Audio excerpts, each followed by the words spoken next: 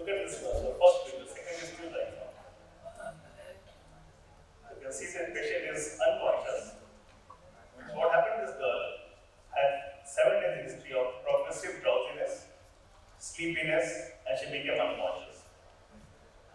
Young girl, about 8 years old, and during that time, patient also had these movements, abnormal movements. Third day, she had one episode of seizures. So what we see is combination of encephalopathy, seizures, and movements. What we should think of? Any such case, autoimmune had to be thought of, right? So in this case, autoimmune and infective, these two conditions will come into picture, and you have to go for investigations including CSF, MRI, or that. The reason for the importance is that when you treat properly, when you treat early, you can see that there will be almost complete recovery. So this patient was NMDA antibody-related autoimmune encephalitis, and this patient had some features, chorea, but some features are very classical, is perioral movement, which she did not have. And this can be so bad that they can chew their lips. So this is autoimmune encephalitis, which can present with chorea, which can present with any dystonia. And we all think that autoimmune is mainly in the young age or young females, but it can affect anybody, including child, including elderly also. Another case of autoimmune encephalitis, NMDA and NMD positive, you can see. The patient has some seizures also. You can see the eye is given towards one side.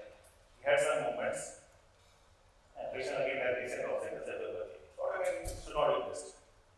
NMD receptor, encephalopathy, we have talked about that, we talk on that, but we have to keep in mind that initial presence in adults can have only behavior problem. So adults can present with only behavior problem, and children are getting chorea and epilepsy. On this condition, I showed briefly yesterday. See the medical student, he has agreed to show the video.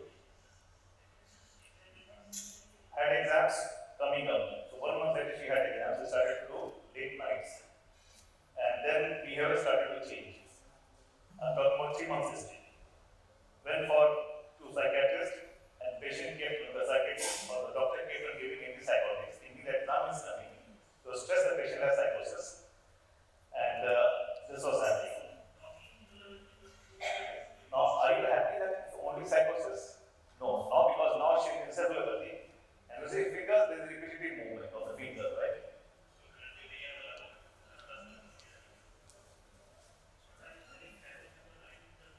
Again, this patient also, we should not miss autoimmune, because any new onset psychosis also, autoimmune have to thought of. In this case, red flag was encephalopathy and abnormal movement. Now, this patient, what happened that we went for CSF was normal. Antibody was normal, biofire was normal, HSV was normal, MRI was normal. So, what do you do in such cases? Would you just give antipsychotic or you have to treat something? Temperature. Sorry? Temperature, body temperature. And they just give antibody. No. Body temperature. Body temperature is normal. Temperature is normal. No fever. Good question. Why she asked? Because of personal infection. No fever illness. No, I was asking about neuroleptic malignancy. Can you mic? Keep on reading the mic.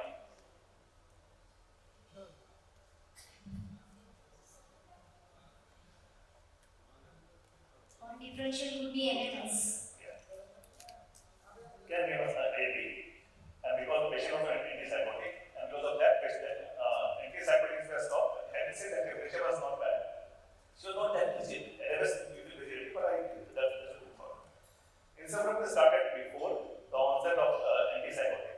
NMS one, infection is second. In any such case, when you have people start acyclovir, and the patient came to us, she was acyclovir. But MRI was normal, PCR was negative, so this is very unlikely. Antibody was negative. I want to impress upon that such cases where things are not clear. Antibody negative autoimmune encephalitis should be kept in mind, because in that case, MDA can be negative. Either it will come later, or some antibodies like Viruxin 3. Viruxin 3 antibody present exactly like MDA, and we don't do in the routine practice. Like one place we do in South Africa, but we don't do. In such case, we should keep threshold low and should try immunotherapy. In this case, she went for IVIG. And you can see the difference. This is only 50 days life. Right? She still has some psychiatric issues, but she improved significantly. you don't treat the patient care person. So this video will show that in case where you are not very clear, the threshold of treatment should be lower, you still can give IVA. This patient history of about young female again, about 13 years old female, history of about 2 years, progressive walking difficulty. And surprisingly, she was diagnosed CP, cerebral palsy, which is high and I think because CP doesn't start at the 11 years, right? CP should be earlier. But yes, if the patient is spastic, both legs, you can think of CP. The patient had fluctuating symptom. Symptom was not same all the time. Any thoughts? Like everybody has like I can go through the diagnosis. Apart from movement disorders. Not you. So if you have only lower limb symptom in young person, in female or male, which is fluctuating, yes. Mike is So it is 2 years of onset and specifically in the lower limb. It is spastic in this age group. It could be lobar responsive dystonia or something. That's wonderful. So the patient had walking difficulty. I won't say spastic or not. Patient who knows the patient is dystonia because I have not seen the patient. So yes, the patient was mildly dystonia. Spastic was not common, but I agree spastic looking patient. The fluctuation is that in patient. DRT should be kept in mind and treatable condition we should not miss it. See the pre and post treatment. Video was shared by my friend Prashant. And these are treatable conditions, so we should not miss at all. Any patient of lower limb young onset, levodopa should be tracked. In fact, in young onset, levodopa can be tracked. A lot of other dystonia, the things are not very clear. There is no harm in tracking levodopa. What dose will go up to? At this age, we can go up to 1 tablet as 100 by 25. 4 times a day, only then you will say that patient is not responding. If mild response, you can go up to 6 tablets a day. Only then you say that patient is not responding. So this is the DRT for you. Alright. Thank you.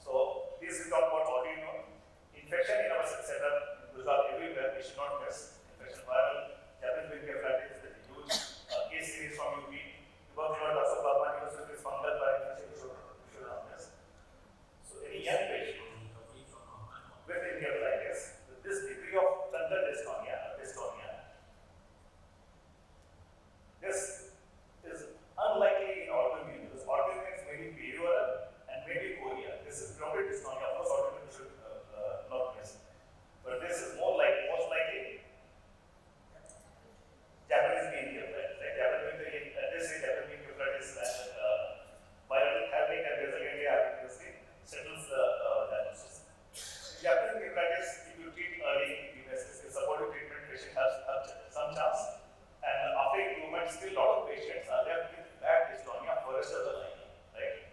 And we understand that dystonia, when the patient has dystonia because of brain lesion, that is necrosis of the part of brain basal ganglia, it doesn't improve significantly.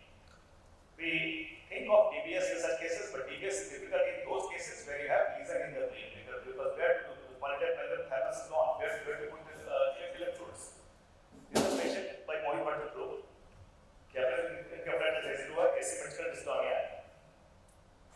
Why am I showing so? Because in those cases, which are really bad, still levodopa can work in some cases, not all cases. You can imagine that patients clearly happen in practice. Bad dystonia for a few months' time. After the levodopa was tried, the patient is much better. So levodopa can still be tried in those cases where you think that everything is lost.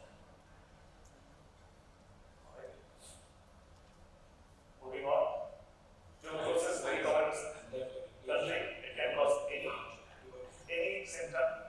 Parkinson's, it can cause dystonia, not because of tuberculosis itself, because of lesion in the brain and because of associated vasculitis and infarct.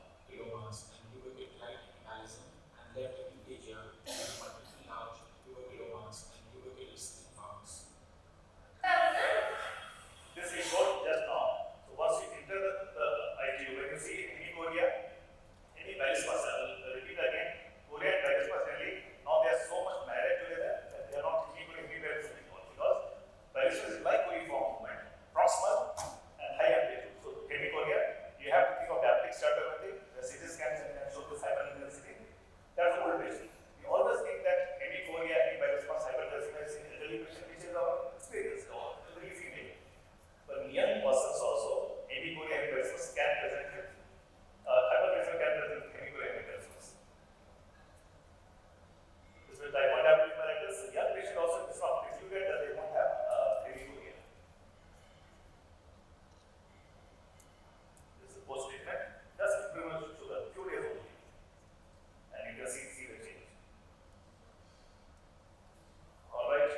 Now this is from literature, but from not neurology literature, from classical literature. This is a character of King here.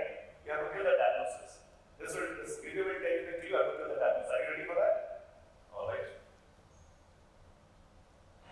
See, irrational anger, hallucinations, inappropriate behavior. Has slowed down a bit. Animal hallucinations.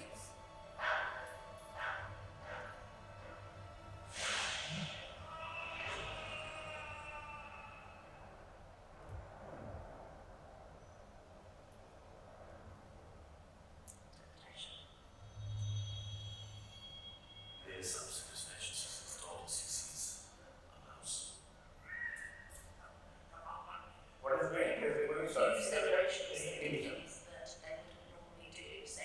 So what I saw in this video, an elderly person having lack of judgment, he have read clear, lack of judgment. He gave a property to those doctors, that doctor who praised the Lord, and not the real who was ready with something like that. Then you see slowness, then you see irrational anger, hallucinations, inappropriate behavior, diagnosis. I heard something which is correct. The reason is that the patient also had these episodes of good thoughts. This morning he was better, evening he was worse. So what he's saying, oh, let me not be mad. Be mad. Keep being temper. So in this character, what you saw everything which is seen in the epithelial disease, where you have occasionally you're good, but generally you have hallucinations, you have mental hallucination, you have disinhibition, you have lack of judgment, and you have Parkinson. So it is DLP, right? Talking about Shakespeare, one more video, then I'll move on to the real videos again. Diagnosis. Somebody is walking, ready mad.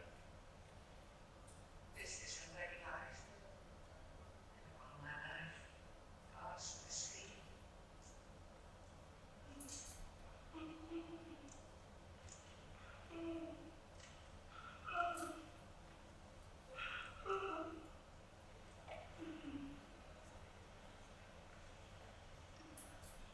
So seriously, so But their senses are shut.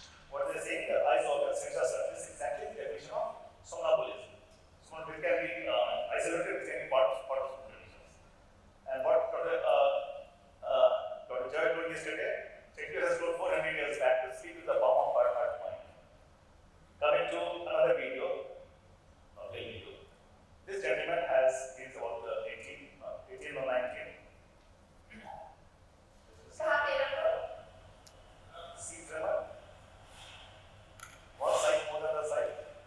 It's like home stable because proximal is there, proximal movement is there.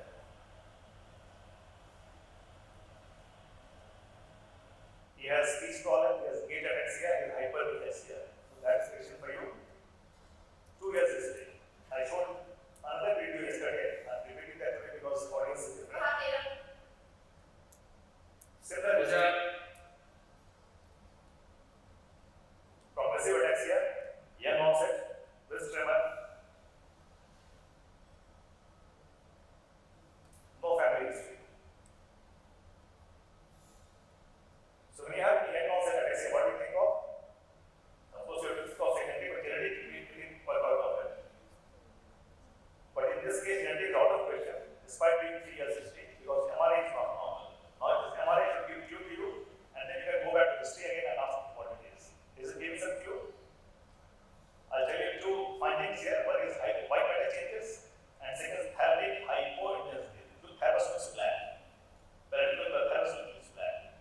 So when you have this MRI, it is almost classical of some poisoning, which is solid poisoning, toluene poisoning. Alright, so this is a case of toluene poisoning. And went to history, then the parents told that she used to buy this almost every week.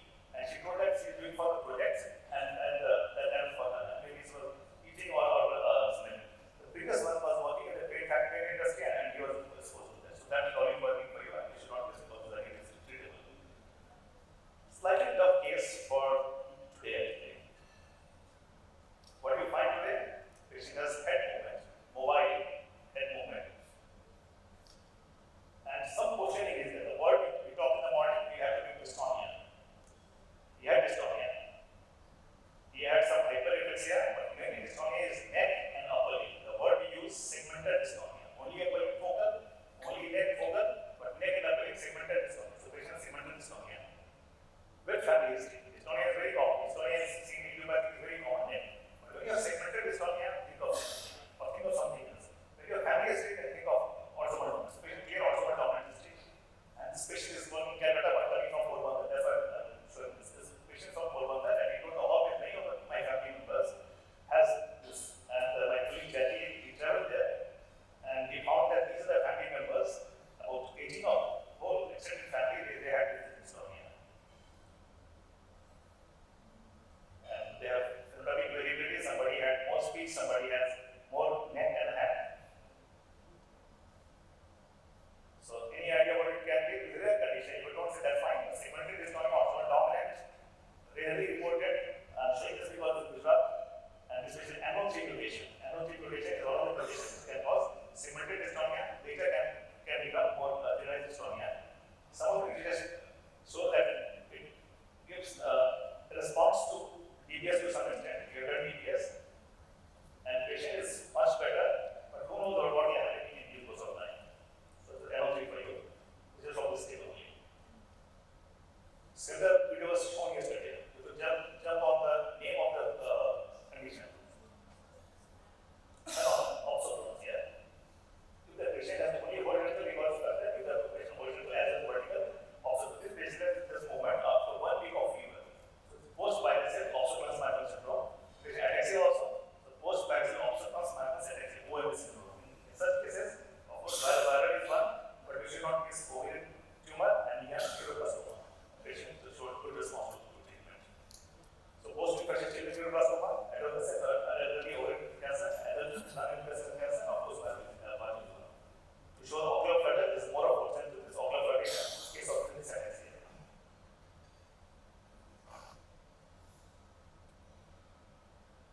So this phenomenon only, you can see that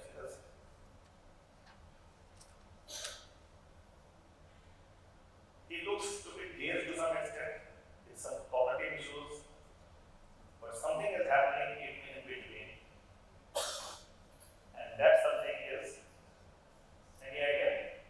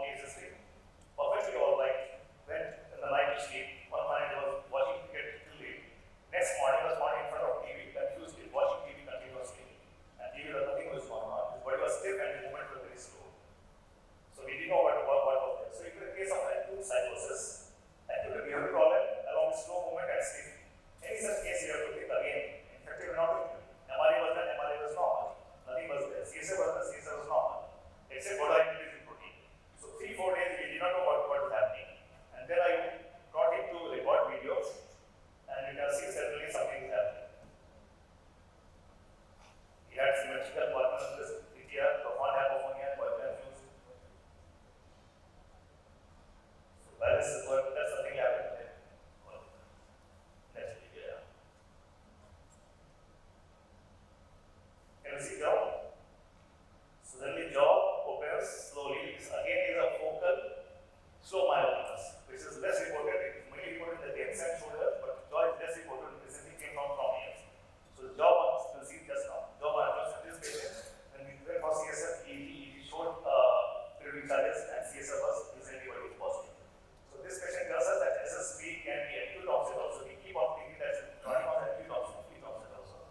SSP for you. SSP can present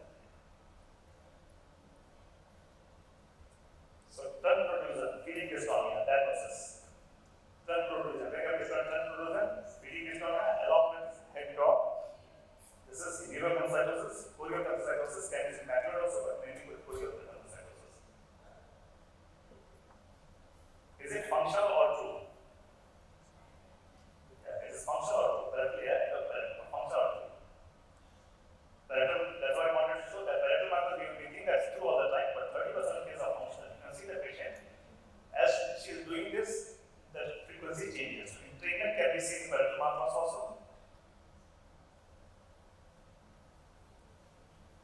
Stop. Doing this, you can see like finger, it is taking the tip of the finger. Hemifacial spasm. Well, this is a case of HFS versus functional actually. In that case, more of lower face is involved. In proper HFS, upper means eye is more involved. In case of proper HFS, the eyebrow goes up. In case of functional, eyebrow goes down. So this going up we call as other Walensky sign.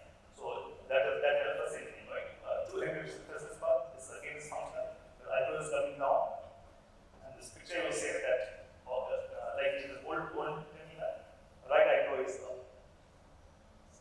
We keep on talking freezing. Freezing, I just want to clarify that freezing is not a single phenomenon. Start disease is also there.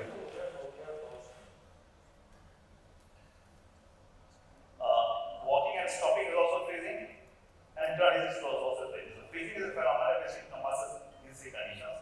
And fascination is different. Fascination is while walking and suddenly running away. These all can be seen with various forms of Parkinson. Freezing you start.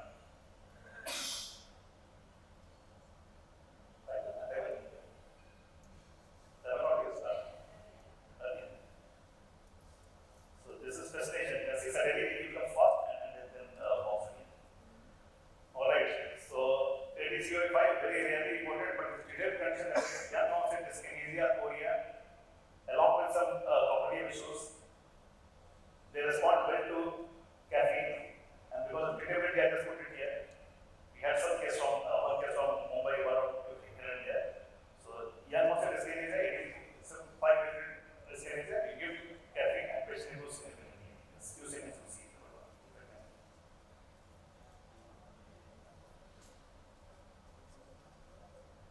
It's a long video, should I move on?